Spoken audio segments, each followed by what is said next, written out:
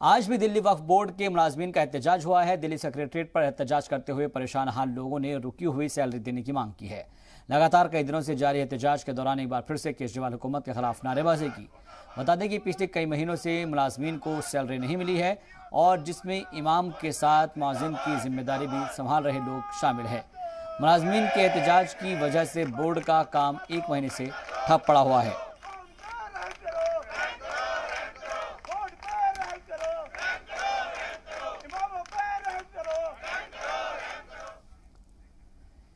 Delhi Waqf board के मुलाजमीन के एहतजाज के दौरान हमारे नुमाइंदे शुएब रजा ने जायजा लिया। दिल्ली वक्फ बोर्ड का काम पिछले तकरीबन एक महीने से ठप पड़ा हुआ है क्योंकि यहाँ मुलाजिमों को तनख्वाह नहीं मिली। पहले इन कर्मचारियों ने हड़ताल की ऑफिस के अंदर ही, फिर ऑफिस के बाहर दरियागंज में ही अपना प्रदर्शन किया, धरना दिया, लेकिन उसके बाद भी जब जिम्मेदार लोगों ने आवाज़ नहीं सुनी तो ये लोग आज दिल्ली जो सचिवालय है यहाँ तक पहुँच गए हैं और यहाँ पर धरना प्रदर्शन कर रहे हैं।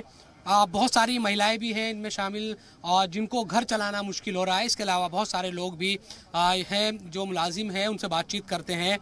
कहाँ की आप रहने वाली है दिल्ली में और पिछले 4 महीनों से तनख्वाह नहीं मिली, कैसे गुजारा हो रहा है? देखिए, मैं ओखला जाकिर नगर से आती हूँ और मैं विडो लेडी हूँ, सिंगल मदर। मेरे 2 बच्चे हैं और वो मीडियम है, कॉलेज में स्टडी करते हैं। अब आप ये समझ सकते हैं, हम लोग अगर सैलरी हमें नहीं मिलेगी तो हम अपने बच्चों को किस तरह से पढ़ाएंगे। खुदा ना करे अगर हम में से आज कोई बीमार हो जाता है तो हमारे पास इतना पैसा भी नहीं है कि हम अपने बच्चों को बचा सके। वो बगैर पैसे के आप सोच लीजिए क्या होगा। और कुछ लोग हम में से ऐसे भी हैं जो किराएदार हैं, उनके मकान मालिक कह रहे हैं तुम लोग किराया नहीं दोगे तो हम घर खाली कर दो। कुछ लोग के बच्चे पढ़ रहे हैं कॉलेज, स्कूल में, कॉलेज में हम लोगों के, अब हम लोग फीस नहीं भर पा रहे हैं तो आप ये समझ लीजिए मेरे बच्चे का पूरा साल बर्बाद हो गया, एडमिशन नहीं हो पाया कॉलेज में। अब आप बताइए, मैं अगर मेरी रोजी नौकरी चली गई तो मैं कहाँ इस उम्र में धक्के खाऊंगी, कौन मुझे नौकरी देगा, आप बताइए। तो आपसे पहले भी बात हुई थी, आपने बताया था कि किस तरह से आप भी किराए पे रहती हैं यहाँ। अब तो और ज़्यादा दिन बीत गए हैं, इतनी अखबारों में भी खबरें आ रही है, तमाम जो मीडिया चैनल है वो भी दिखा रहे हैं, तो कोई बोर्ड का मेंबर कोई बात करने को तैयार ही नहीं आप लोगों से? कोई बात करने के लिए तैयार नहीं है, कोई आने के लिए तैयार नहीं है। हम लोगों को कितनी परेशानियां फेस करना पड़ रही है, किसी को समझ में ही नहीं आ रही है। कम से कम उन लोगों के घरों में परेशानियां नहीं है, उनके घर में सब कुछ आ रहा है ना, हमारे घरों में परेशानियां है। वो एक बार हमसे आके मिले तो सही, हमारी परेशानियों को फेस तो करे, जरा हमसे मिलके हमारी बातों को वो खुद डायरेक्ट सुने।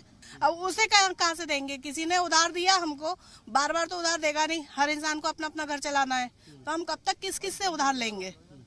बहुत सारे लोग और भी हैं, हम देख रहे हैं कि आप लोगों ने जो मेंबर है उनके भी बोर्ड लिए हुए हैं, चाहे वो हिमाल अख्तर हो, नईम फातिमा हो, चौधरी शरीफ हो। तो मेंबर बने क्यों थे अगर इनको मीटिंग में आना ही नहीं है या इनको अगर शामिल ही नहीं होना, आप लोगों के साथ बात ही नहीं करनी, तो मेंबर बने हुए क्यों हैं? सर, इसी बात का तो सवाल हम कर रहे हैं कि अगर आप मेंबर हैं, आप हमारे मेंबर हैं, हम आपको बुलाई तो रहे हैं, आप आइए, हमारी मुश्किलें सुनिए, हमारी बातें सुनिए। सर, 1 साल हो गया, पिछले 1 साल से इन्होंने एक भी मीटिंग नहीं की। अगर 1 साल के दरमियान इन्होंने मीटिंग करी होती तो आज हम यहाँ नहीं होते। हमने तो इनको जगाना है, हम उनको जगाने के लिए यहाँ तो यहाँ है। सर, कब से सो रहे हो सर? 1 साल से सो रहे हो, कम से कम अब तो उठ जाओ, अब उठो, अपनी नींद तोड़ो, हमारी बात सुनो। वक्फ बोर्ड के बारे में ये बात है कि वक्फ बोर्ड मुसलमानों की जो ज़मीन, जो जायदाद है, उनकी हिफाजत, उनका रख रखाव, उसकी जिम्मेदारी होती है। आप ही लोग सड़कों पे बैठे हैं, कैसे उस मिल्कियत की, वैसे ही कब्जे इतने अवैध या गैर कानूनी तरीके से वक्फ बोर्ड पे होते हैं। अब तो और ज़्यादा बढ़ जाएंगे, पिछले 1.25 महीने से 1 महीने से तो काम ठप है। बिल्कुल सर, सही बात है। अगर हम काम नहीं करेंगे तो ये तो होना ही होना है सर। हम काम करते हैं, हम गाली सुनते हैं लोगों से, हम जाते हैं, हम कई तरह के रिस्क लेते हैं सर। काम करने के दरमियान हमारे कितने बंदे ऐसे हैं जिनको गालियां पड़ती हैं। तो ये हमारे बोर्ड मेंबर्स को सोचना चाहिए कि जब हमारे लड़के हमारे लिए इतना काम कर रहे हैं तो क्या 1 साल में 1-2 मीटिंग नहीं बनती इनकी? हम सब इसीलिए यहाँ आए हैं कि हमारी आवाज़ जितनी दूर तक जा सके उतनी दूर तक जाए और हर उस जिम्मेदार इंसान के पास हमारी आवाज़ जाए जो इसका जिम्मेदार है। अब तो तमाम जो लोग हैं, महिलाएं हैं और यहाँ पर धरने पर बैठे हुए हैं, इन लोगों को यहाँ इसीलिए आना पड़ा क्योंकि जब वक्फ बोर्ड के दफ्तर के बाहर ये लोग धरने पर बैठे, वहाँ कोई नहीं पहुँचा। और बड़ी शर्म की बात है उन मेंबरों के लिए भी जो चुने गए और जिनकी जिम्मेदारी ये थी, वक्फ बोर्ड के जो मेंबरान हैं, कि वो कम से कम इन लोगों के पास तक आते तो सही। हालांकि उनका अपनी जो राजनीतिक पार्टियां हैं उनसे ताल्लुक रहता है, लेकिन जब उनके बोर्ड से जुड़े हुए इतने मुलाजिम धरने पर बैठे हैं, एक महीने से इनकी बात तक सुनने को कोई राजी नहीं है, तो इससे ज़्यादा अफसोस और क्या हो सकता है। यकीनन उन लोगों से सवाल होने चाहिए जो लोग मेंबर हैं या जिन लोगों की जिम्मेदारी थी कि मीटिंग करते और तमाम मसलों का हल होता, लेकिन इनकी सुनवाई करने को तैयार नहीं। थक हार कर ये दिल्ली सचिवालय पहुंचे हैं ताकि सरकार इनकी बातों को सुन सके।